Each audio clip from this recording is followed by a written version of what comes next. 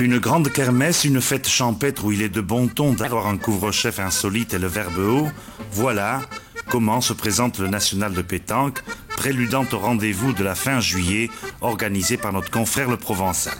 N'anticipons pas, pendant 4 jours, tout ce que la Provence compte de champions et de boulistes du dimanche, les boulistes de Cabanon, a envahi le parc Borelli, écrasé de lumière et de chaleur.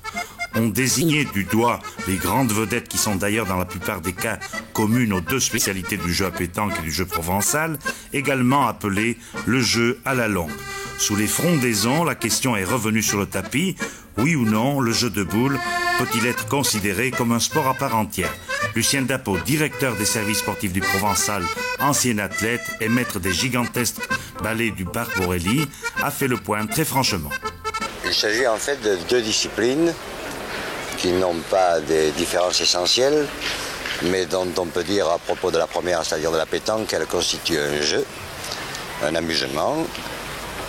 Quant à la seconde, le jeu à la longue, alors là, le caractère sportif de la discipline intervient évidemment avec beaucoup plus d'importance qu'à la pétanque.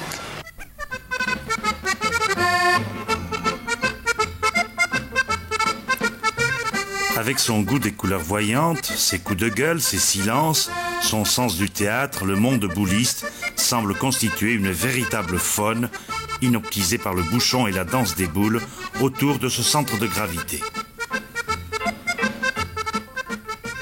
Toutes les classes sociales sont représentées. Dans ce concours, par exemple, hier, il y avait 3 professeurs de médecine qui formaient une équipe. Il y avait une équipe d'avocats, il y avait etc. Et des PDG. Des PDG, alors et là, des artistes ils sont en nombre, les artistes aussi. Et il n'y a donc plus une faune, comme vous dites, de joueurs de boules. La compétition bouliste est maintenant réservée à tout le monde. Les gens prennent ça, lorsqu'ils aiment ça, au sérieux. Et la compétition a la même valeur sur le plan moral que dans les autres disciplines sportives.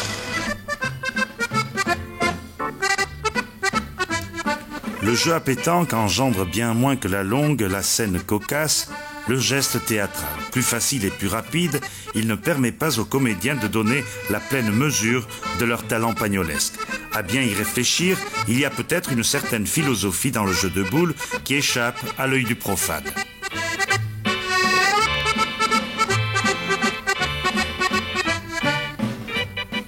Je suis persuadé que vous avez personnellement tiré, si j'ose dire, une philosophie de toutes ces journées de boules, que ce soit à la pétanque ou à la longue.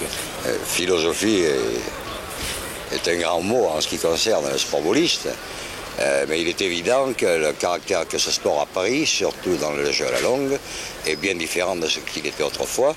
Nous en sommes maintenant à de véritables compétitions, des compétitions aussi dures, aussi âpres que dans tous les autres sports.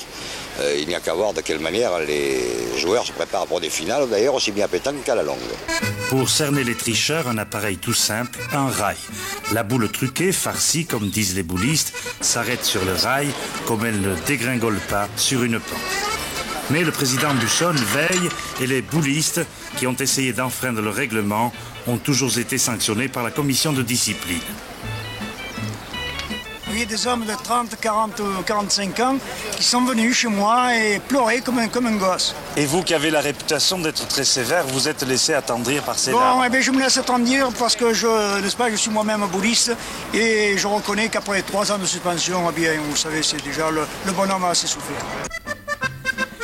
La hiérarchie n'a pas été respectée hier, si l'on en croit les spécialistes. Albert Calanotti, le Napoléon des boules, avait connu le matin même un Waterloo retentissant.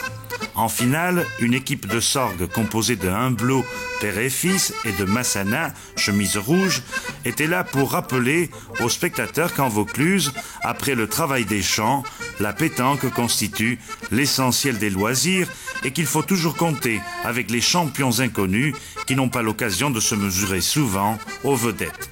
L'autre équipe de Berre, chemise plus claire, était constituée par Palmerini, Pana et Bianchini. Les Berrois se sont imposés d'entrée, ils ont même mené par 9-1, puis par 12-4. Il y a eu un sursaut des Sorguais qui se sont approchés de leurs adversaires 12-9. Finalement, l'équipe de Berre a remporté le national de pétanque 1973 par 15-10. Victoire amplement méritée au terme d'une finale qui fut d'une bonne qualité technique.